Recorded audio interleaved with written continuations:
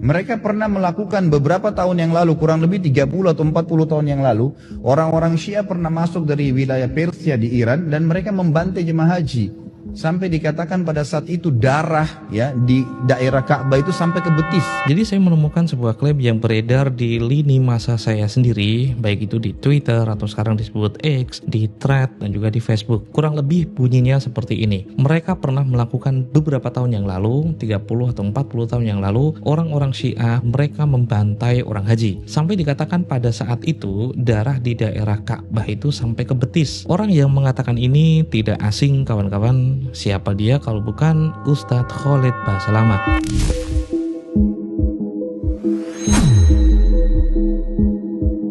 Klaim itu memuat 3 hal minimal. Pertama, pelakunya disebut sebagai Syiah Iran. Kedua, korbannya jamaah haji. Dan yang ketiga, darah korban konon menggenang setinggi betis di sekitar Ka'bah. Sama seperti kasus sebelumnya, saya ingin menguji klaim dari Ustadz Khalid Basalamah. Dari semua sumber sejarah yang saya dapatkan, saya merekomendasikan kalian untuk membaca buku yang berjudul Kudeta Mekah karya Yaroslav Trofimov. Trofimov adalah koresponden dari Wall Street Journal dan dia menelusuri arsip intelijen sekaligus mewawancarai saksi langsung dari peristiwa itu. Saya membeli buku itu gara-gara Gus Mus atau Kiai Haji Mustafa Bisri yang waktu itu bercerita soal perjalanan haji beliau yang beliau alami. Kebetulan peristiwa itu bertepatan persis dengan peristiwa yang diteliti oleh Trofimov. Kita mulai dari pernyataannya Ustadz Khalid yang paling dasar. Apa yang sebenarnya terjadi sekitar 30 atau 40 tahun yang lalu di Mekah? Peristiwa itu terjadi pada tanggal 20 November 1979, bertepatan dengan 1 Muharram 1400 Hijriah, hari pertama abad baru dalam kalender Islam. Masjidil Haram dipenuhi sekitar 100.000 jamaah haji. Musim haji waktu itu kan baru saja berakhir, tapi puluhan ribu orang masih menetap untuk menyambut pergantian abad. Subuh waktu itu, sekelompok bersenjata menyerbu masuk, menutup semua gerbang dan menduduki Masjidil Haram. Pertanyaannya, siapa mereka? Pemimpin penyerbuan itu bernama Juhaiman bin Saif al-Utaibi, mantan Kopral Garda Nasional Arab Saudi, orang Najd. Jadi dia bukan orang Iran, bukan pula orang Persia. Tokoh yang kedua adalah Muhammad Abdullah Al-Qahtani, mahasiswa asal Asir, Arab Saudi Selatan. Juhaiman mendeklarasikannya sebagai Imam Mahdi, sosok juru selamat yang diramalkan bakal muncul di akhir zaman. Mayoritas pemberontak adalah orang Arab Saudi berketurunan Badui dari Najd. Jaringan mereka memang internasional. Ada orang Mesir, ada orang Kuwait, ada Yaman, ada yang dari Sudan. Bahkan warga kulit hitam keturunan Afrika Amerika juga ada. Tapi gerakan itu lahir dan tumbuh di tanah Saudi sendiri, bukan dari Iran. Apa afiliasi keagamaan mereka? Menurut buku ini, mereka adalah Sunni, tapi bukan sembarang Sunni. Mereka adalah ultra fundamentalis Wahabi, produk dari halakoh-halakoh dakwah garis keras yang tumbuh di universitas-universitas Saudi. Dan bagaimana sikap mereka terhadap Syiah? Juhaiman menganggap kaum Syiah sebagai musyrik dan murtad. Dia bahkan mencerca pemerintah Arab Saudi karena membiarkan kaum Syiah itu hidup dan menganggap mereka sebagai muslim. Ya kan, orang Syiah boleh haji. Dia menuntut agar masjid-masjid Syiah itu dihancurkan. Ketika pengikut Juhaiman itu dipenjara bersama tahanan Syiah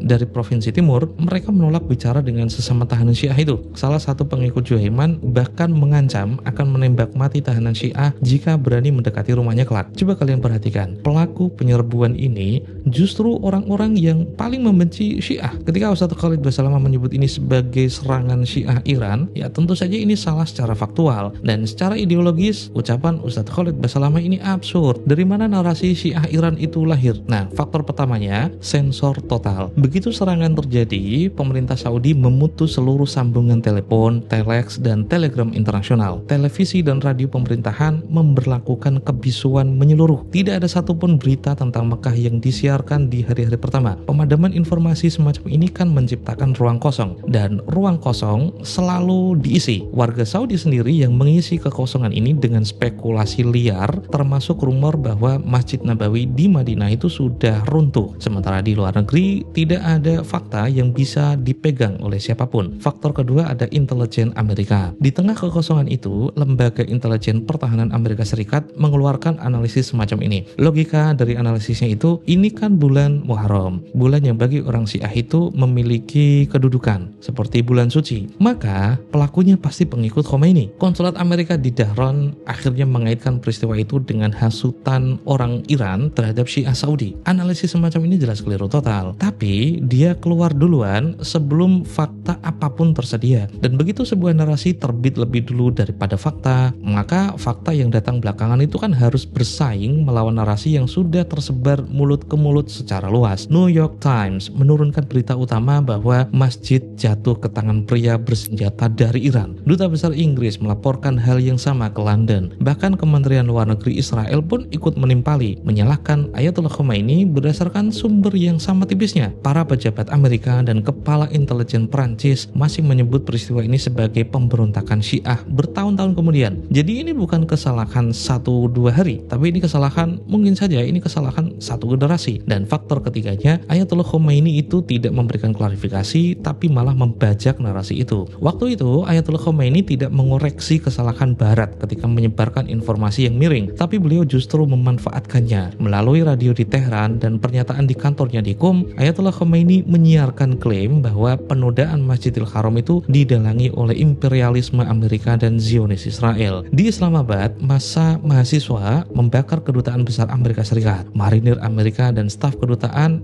tewas dalam serangan itu. Kerusuhan serupa kemudian meledak di Kalkuta, di Dhaka, di Izmir, dan juga di Tripoli. Faktor keempat, tumpang tindih kronologis. Beberapa hari setelah Juhaiman itu menyerbu Mekah, ada peristiwa lain yang pecah di ujung timur Arab Saudi. Kaum Syiah di provinsi timur, di Qatif dan juga di Safa, turun ke jalan. Protes jalanan besar-besaran akhirnya meletus mulai 25 November dan memuncak pada perayaan Asyura sekitar 29 hingga 30 November 1979. Kerusuhan itu benar-benar terjadi. Mereka protes karena diskriminasi sistemik oleh pemerintah Saudi dan pergerakan itu terinspirasi oleh revolusi Iran. Akan tetapi lokasinya itu jauh dari Mekah, yaitu di provinsi timur. Yang turun ke jalan adalah pemuda Syiah lokal, bukan kelompok Wahabi dari Najd. Jadi ini dua peristiwa berbeda yang tidak saling terhubung. Satu-satunya koneksi adalah waktu. Kedua peristiwa ini terjadi dalam rentang 10 hari. Bagi intelijen Barat yang sudah terkunci dalam satu kerangka pikir, hal seperti ini sudah cukup untuk menyatukan dua kelompok yang saling membenci ke dalam satu ancaman tunggal. Sekarang kita kembali ke klaimnya Ustadz Khalid Basalamah. Apakah orang-orang Syiah pernah masuk dari wilayah Persia di Iran dan mereka membatai orang haji? Berdasarkan buku ini yang dikerjakan dari sebuah kerja investigasi, jelas pelakunya bukan Syiah dari Iran. Mereka adalah kelompok Wahabi dari Najd, Arab Saudi, dan mereka justru menganggap Syiah sebagai musyrik yang harus diperangi. Pernyataan kedua, dalam peristiwa itu, apakah darah di daerah Ka'bah itu sampai ke betis? Buku Trafimov mencatat bahwa pertempuran di Masjidil Haram memang brutal. Ada deskripsi tentang lantai yang licin oleh darah, tapi pertempuran paling berdarah itu terjadi di menara-menara, di terowongan Safa dan Marwah, dan di ruang bawah tanah, bukan di sekitar Ka'bah. Uniknya, pemerintah Saudi memerintahkan pasukannya untuk tidak menembak ke arah Baitullah. Juhaiman sendiri juga melakukannya. Jadi dia masih meyakini kesucian Ka'bah. Intinya, kedua belah pihak menghindari area itu. Jadi klaim Ustadz Khalid bahwa darah setinggi betis di sekitar Ka'bah ternyata tidak ditemukan di buku ini, bahkan tidak ditemukan di bukti-bukti historis manapun. Jadi saya melihatnya sebagai hiperbola Ustadz Khalid Basalamah yang tidak didukung catatan sejarah. Seperti yang saya sebutkan sebelumnya, bahwa klaim-klaim konyol seperti ini kan beredar di lini masa saya di X, di Twitter, di Facebook, dan juga di Thread. Darah di daerah Ka'bah sampai ke betis. Padahal peristiwanya itu sudah terjadi dan sudah lewat 40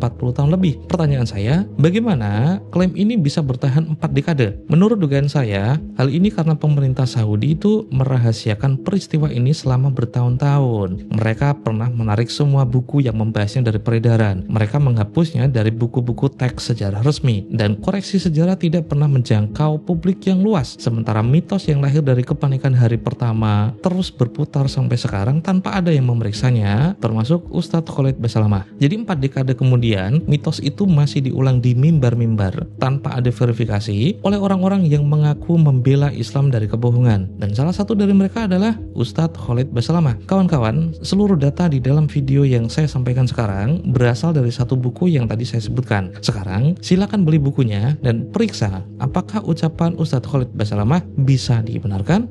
Saya Ramul Abbas, ini Pemenyantor, sampai jumpa.